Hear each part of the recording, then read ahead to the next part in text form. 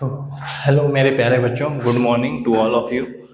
और आज हम देखेंगे exercise 4.3 question number 2 quadratic equation NCERT, जो कि सीबीएसई और यूपी बोर्ड 2027 के एग्जाम के लिए वेरी मच नेसेसरी होता है।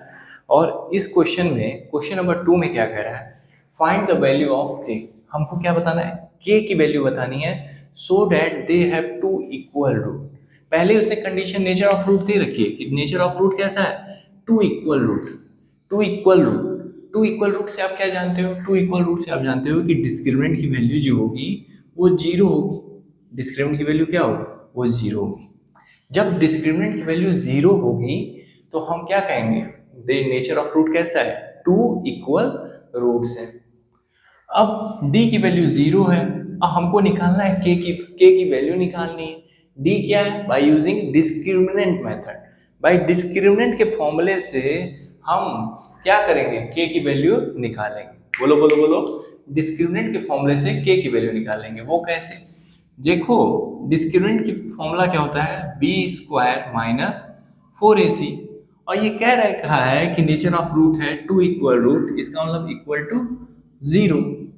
अब यहाँ ए की वैल्यू क्या है, ए की वैल्यू है टू, बी की वैल्यू क्या है, बी की वैल्यू है के, सी की वैल्यू क्या है थ्री। पुट कर दो, बी की जगह पे रखो के का स्क्वायर माइनस फोर, ए की वैल्यू है टू, सी की वैल्यू है three, is equal to zero. K square minus four two जा एट, एट जा 24 इज इक्वल टू जीरो।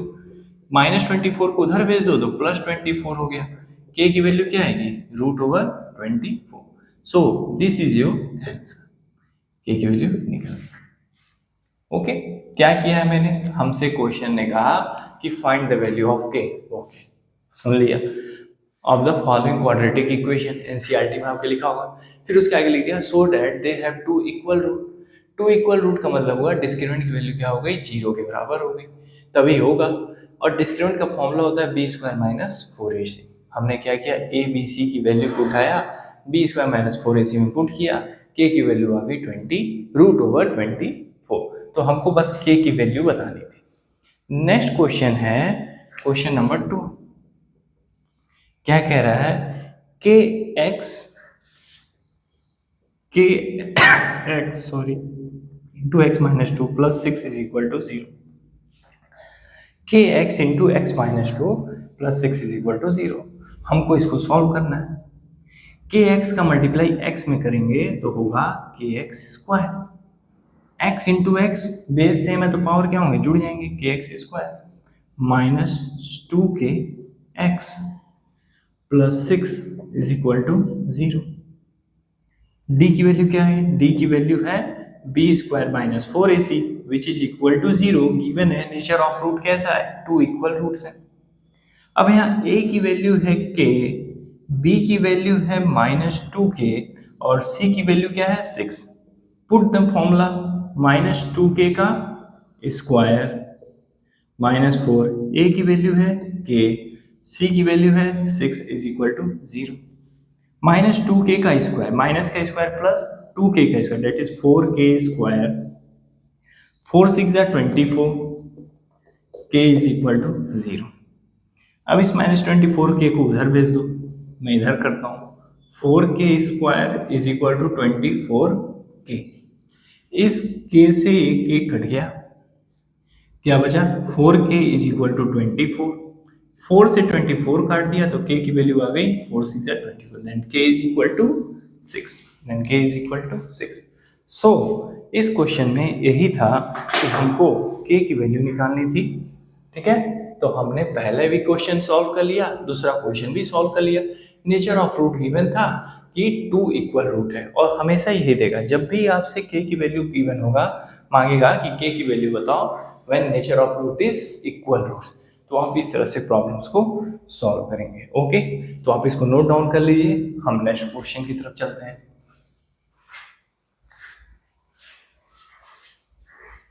मैं मिटाता हूं इसको।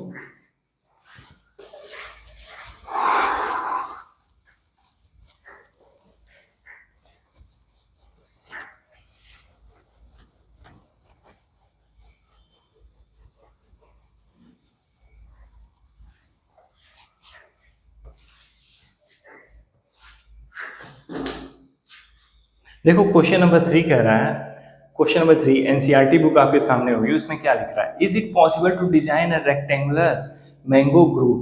मैंगो ग्रूव्स मतलब रेक्टेंगल के फॉर्म में हमको क्या करना है, खेती करनी है, किसकी, मैंगोज की, रेक्टेंगल के फॉर्म में, ठीक है, मैंगोज की खेती करनी है, grove whose length is twice is breadth. Given क्या है, देखो बेटा गिवन क्या है, कह रहा है कि मुझे एक आम की बागवानी लगानी है रेक्टेंगल के नेचर की।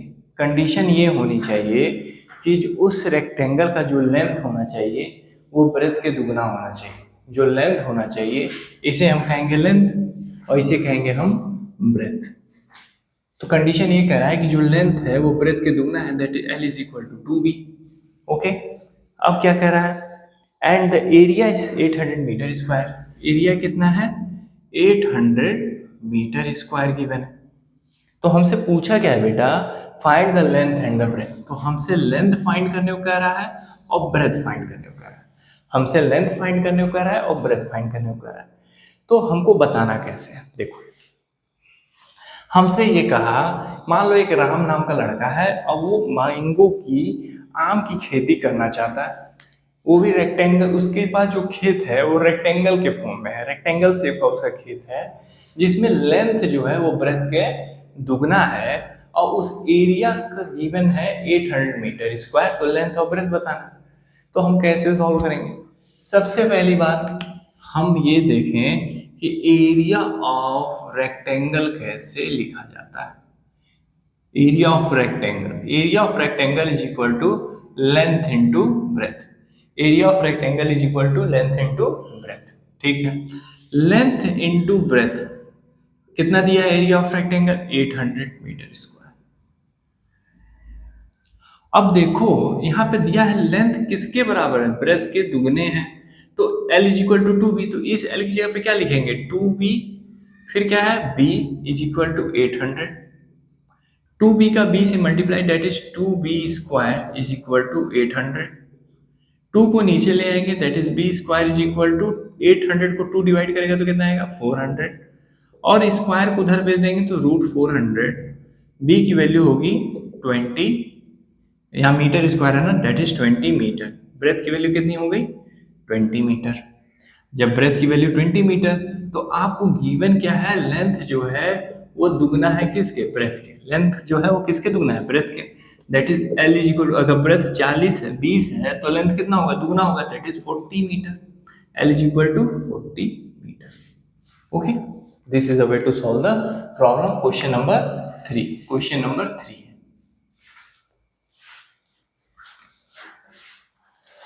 आप इसको लिख लीजिए।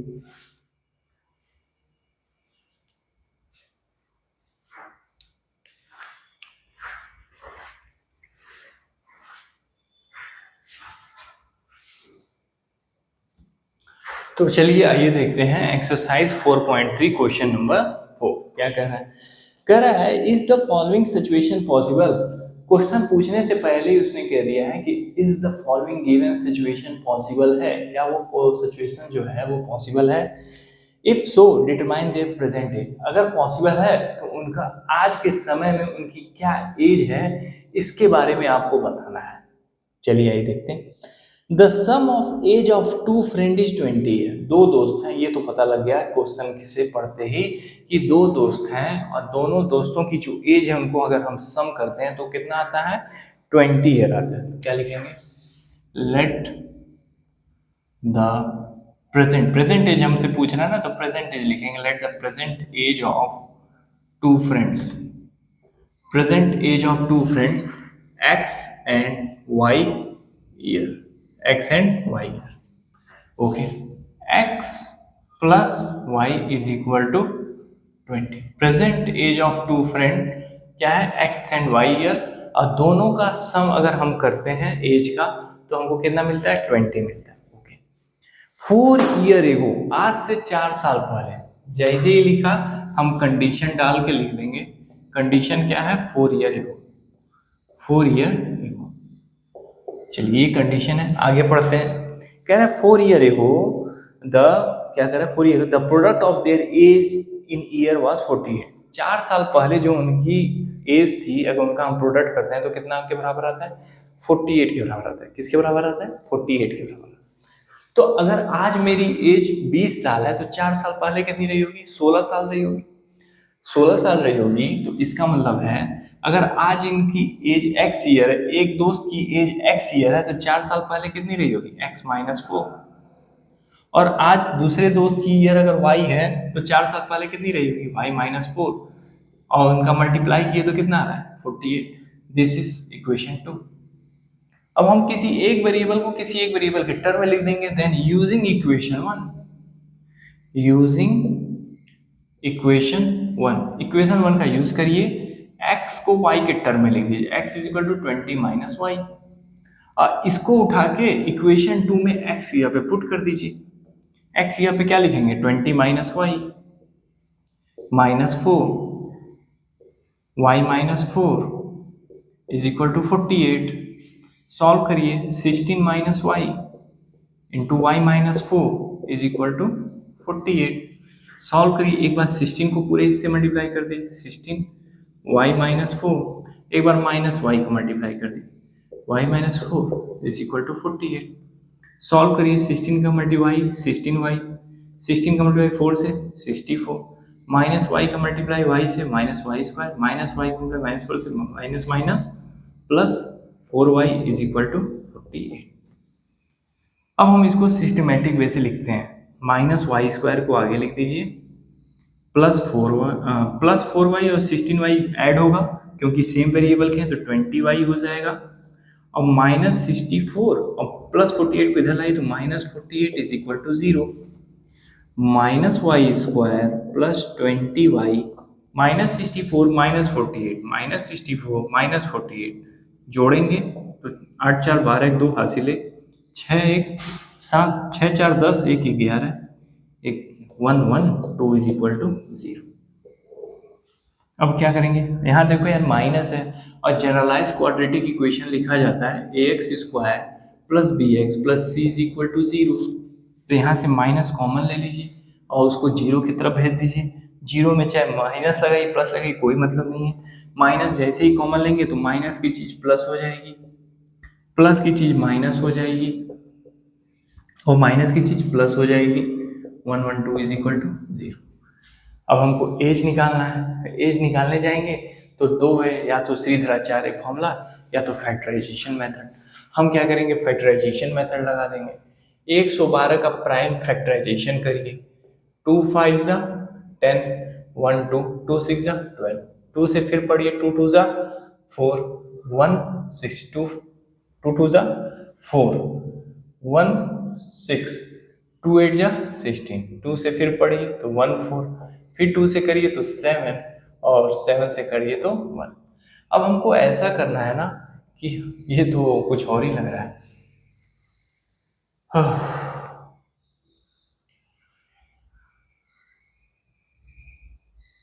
माइनस होगा ना, ये माइनस माइनस सॉरी। अब हमको ऐसा इनको मल्टीप्लाई और माइनस करना है कि हमको क्या मिल जाए? 20 मिल जाए। उसको हम कैसे सॉल्व करेंगे? एक मिनट, कैमरा देखें, बंद तो नहीं हुआ? ओके हाँ, तो हम इसको कैसे सॉल्व करेंगे ये देखिए। हम क्या करेंगे? 7 2 जा 14 और 2 2 4 4 2 8 नहीं, 2 2 4 4 2 8 16 नहीं, 7 2 14 14 2 जा 20 और ये क्या होगा? 4 नहीं, अभी भी नहीं सॉल्व होगा। 2 2 4 2 7 जा 14 14 2 जा 14 2 जा 28 28 में से 4 घटाएंगे।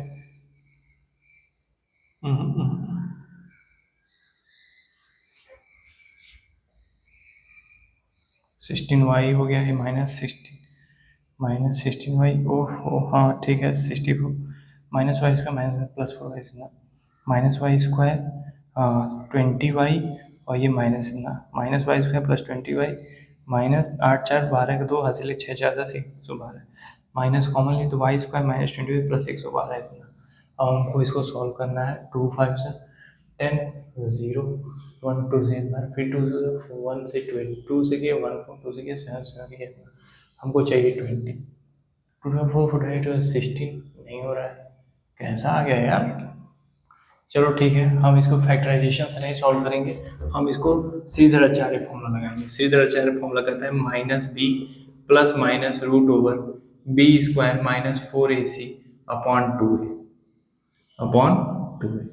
हम माइनस बी क्या है, -20 है, plus minus root over b का स्क्वायर मतलब -20 का होल स्क्वायर -4, ए की वैल्यू है 1 और सी की वैल्यू कितनी होगी -112 अपॉन में 2, ए की वैल्यू क्या है 1, minus minus plus 20 plus minus root over -20 का square that is 400, minus minus plus हो जाएगा और ये होगा 4 2 8 4 4 4 4, ठीक है। अब ये कितना आएगा 2 आएगा, 20 प्लस माइनस ये कितना हो जाएगा 848 अपॉन 2।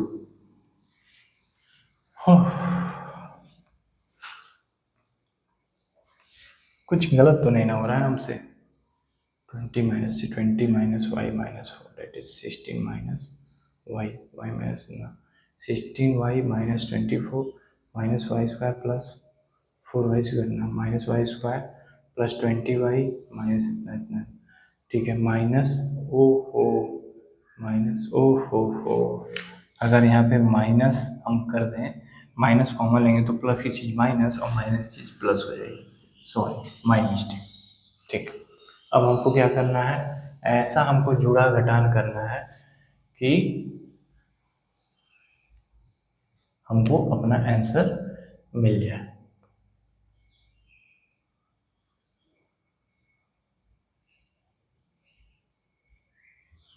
ठीक है, तो हमको क्या करना चाहिए, यहाँ पे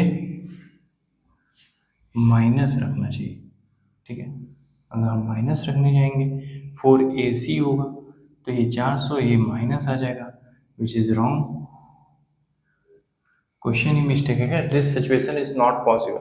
एक मिनट, एक्सरसाइज 4.3 ये भी तो दिया है, सिचुएशन बतानी है, नहीं मिस्टेक हमें आ रही, इस पर ध्यान ही नहीं जा रहा था। That is question number 4, exercise 4.3, हमारे में आंसर भी गलत दे रखा है। सो ये क्वेश्चन क्या है, सिचुएशन पॉसिबल नहीं है, ठीक है। हम लोग अब क्वेश्चन नंबर 5 देखते हैं, is it possible to form a rectangular park. चलिए आइए,